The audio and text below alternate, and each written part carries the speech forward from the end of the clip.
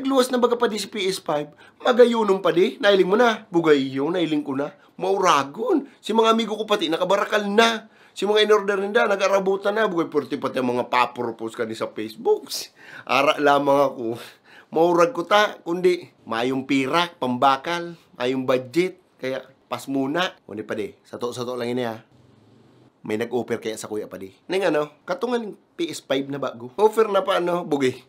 Baka illegal yan. Bugay, patapusin mo nga ni muna ako. Bugay, pa nga ni tapos, illegal tulos. Okay. O sige, man ang offer na yan? May nag-offer kaya sa kuya pa di. Maghanap pa da ako ng 5 kabarkada ko. Una ang offer. Sarong brand yung PS5 na may kaibahan ng extra controller. Bugay. Uni pa, dahil patapos. Bako lang PS5. Maliban sa PS5, may kaibahan pa itong sarong bike na worth 20k. Ayaw. Uni pa. Tapos, may kaibahan pang 2 John Wick na airsoft na badil. Sakto sa imo. Nagkakawat ka bagang airsoft. Uni pa, di pa tapos.